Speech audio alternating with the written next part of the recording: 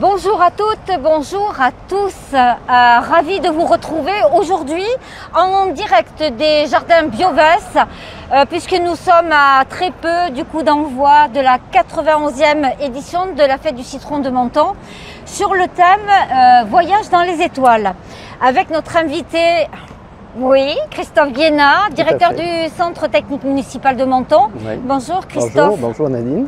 Alors, en étant en raccord avec le thème, merci de nous avoir autorisé à grimper, à prendre de la hauteur sur cette fameuse passerelle Se rapprocher des étoiles. Et mais c'est ça Christophe. Ça. On y est. Et cette passerelle, il faut le rappeler, ça permet justement cette visite en continu sur les décors des jardins, les oranges, les citrons.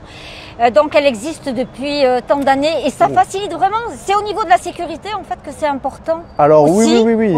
Alors aussi, ça c'était primordial quand les jardins étaient fermés puisque ça a évité donc à nos visiteurs de devoir sortir et re-rentrer, ce qui n'était pas pratique.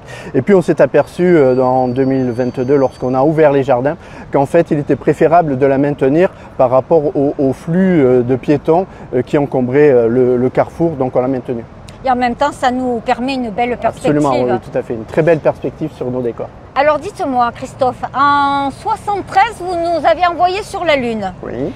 En 2014, on est redescendu 20 000 lieues sous les mers. Tout à fait. Et là, c'est le voyage Sur une dans série les Jules Verne. étoiles. Voilà, tout à fait. Le voyage dans les étoiles. Donc il faut bien illustrer le thème parce que ce ne sont pas que les astres, c'est vraiment un voyage à travers toutes les étoiles puisqu'on va rencontrer des étoiles culinaires, donc des étoiles, les stars du cinéma, il va y avoir la piste aux étoiles, il va y avoir plein de petits rappels comme ça, des étoiles de mer par exemple. Voilà, c'est vraiment les étoiles au sens très large du terme.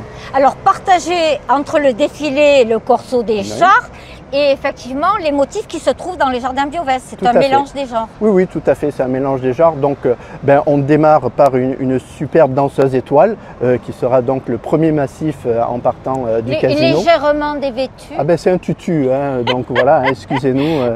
Voilà, on a respecté le... Oui, on m'a fait la réflexion donc. Oui. Écoutez, c'est pour tester les pacemakers. C'est ça. Voilà, donc il n'y a pas de souci. Et elle sera même animée pour qu'on la voit bien sur toutes les faces. Voilà. Style Crazy. Ou pas, mais bon, en tout cas, voilà, ça sera une évocation de la danseuse étoile sur un motif qui aura aussi une connotation de boîte à musique. Donc voilà, après, on aura les astres, puisqu'il y aura l'arche du zodiaque, où on retrouvera donc tous les signes du zodiaque.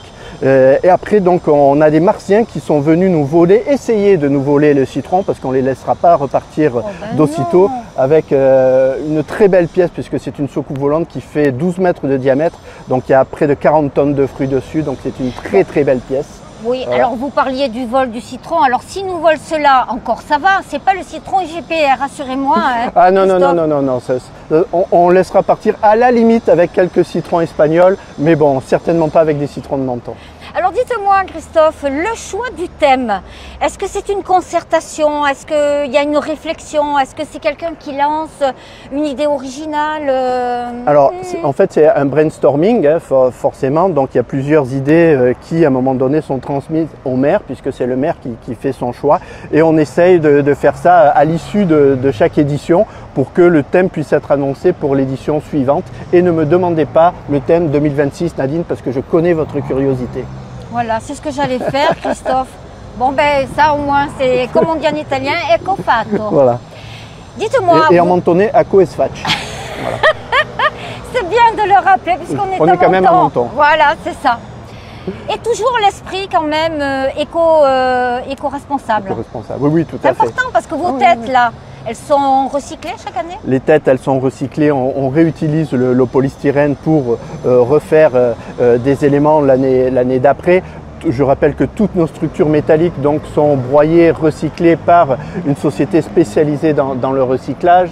Donc les puristes qui aiment bien les détails verront que sur les plastrons par exemple du cosmonaute, on va retrouver des éléments de mécanique ou des éléments, je veux dire, électrique de ce qu'on démonte au cours de l'année, puisque le centre technique, donc on a une partie garage, on a une partie électricien et tout ça. Donc voilà, on est éco-responsable et on a une économie circulaire par rapport à plein d'éléments, et ça c'est quelque chose auquel on fait très attention. On a d'ailleurs fait un bilan carbone de la fête l'année dernière, voilà, pour s'améliorer dans les domaines les plus prégnants en termes de consommation de carbone, on va dire.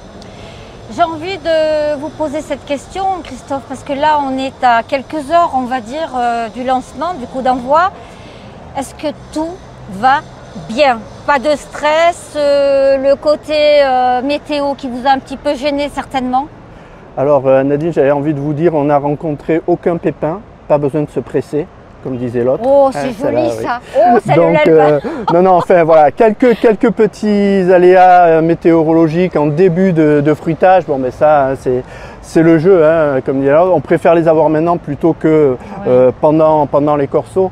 Mais bon, voilà, rien de grave. On est parfaitement dans les temps. Les motifs sont magnifiques cette année, une fois de plus. Au bout de 20 ans, je continue à m'émerveiller, donc c'est plutôt bon signe. Et voilà, ce sera une très belle édition.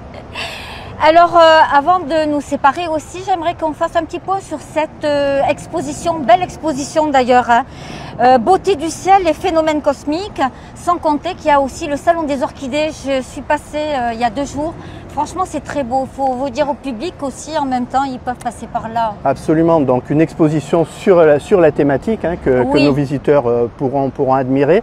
Et puis, vous ne l'avez pas cité, mais c'est connexe par rapport justement à l'exposition des orchidées. Il y a également l'exposition d'un jardin d'hiver. C'est une nouveauté cette année. Oui, donc, pour la première fois. Donc, on a agencé à l'intérieur du Palais de l'Europe un très beau jardin d'hiver dans lequel il y aura également des ateliers pour permettre aux gens de reproduire aussi chez eux ce type de jardin là. Et on a délocalisé également donc toute la partie artisanale, puisqu'on a le village de l'artisanal qui pour la première fois cette année se situera au niveau de l'esplanade Francis Palmero, avec 20 chalets qui regroupent tous ces artisans mentonnais que l'on avait l'habitude de retrouver au sein du Palais de l'Europe, mais qui se trouveront là-bas cette année et que nos visiteurs pourront aller découvrir également. Alors Christophe, on se quitte généralement avec une petite anecdote, parce que nous à Radio Topside, on adore ça. Alors vous en avez une, hein, je crois, de côté. Plusieurs, parce qu'en fait, vous n'avez pas que des cauchemars quand même. Hein. Non. Des fois, c'est pas simple, mais bon. D'ailleurs, c'est une anecdote où ce soir-là, j'avoue que je n'étais pas très fier. Parce qu'en fait, tout simplement, il y a une dizaine d'années, on avait modifié le circuit du corso de nuit, pour que ce soit un peu plus intimiste. Avant, il passait du côté ouest du casino. Là, maintenant, depuis cette date-là, une dizaine d'années, on le passe de côté Pasteur, donc côté est. Et on avait un peu resserré, puisque le circuit ne faisait plus que 600 mètres. Et on avait été un peu présomptueux, parce qu'on avait quand même maintenu la quasi-totalité des troupes de musique et tout ça. Et après un quart d'heure de lancement de la fête, aucun char n'avait avancé ne serait-ce que de 5 cm. Donc un véritable stress de ma part. Je courais comme un fou dans tous les sens. Et du coup, j'ai dû me rendre à l'évidence, c'est qu'en fait, il y avait trop de troupes entre les chars. Voilà. Donc, j'ai pas eu d'autre choix que de faire sortir la première troupe qui se situait près de la sortie des artistes, et malheureusement c'était une magnifique troupe d'ukrainiennes, en fait de majorettes ukrainiennes, avec également un orchestre fantastique. Et là je me suis fait copieusement huer, parce que malheureusement ces pauvres jeunes filles n'ont pas pu participer à ce corso là. J'en ai même vu pleurer, pour vous dire, j'ai été moi-même ému de les faire sortir. Et voilà, c'était l'anecdote du moment. Donc voilà, des fois il faut savoir raison garder, et à vouloir trop en faire, des fois ça nuit au démarrage du spectacle. Merci infiniment Christophe. Merci à toi. À très vite. Merci. À l'occasion de la fête du citron, Radio Topside, votre radio digitale de proximité à Menton, vous donne rendez-vous chaque samedi et dimanche matin dans son Morning Weekend du citron. Une édition hors série que vous propose Radio Topside avec le soutien de la ville de Menton, accompagnée de son équipe. Chaque samedi et dimanche matin, les animateurs et journalistes vont venir à votre rencontre dans la ville autour des motifs d'agrumes et des animations.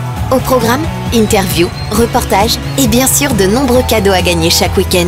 Les Morning Weekend du Citron, un rendez-vous à ne pas rater sur Radio Topside, au cœur de la ville de Menton.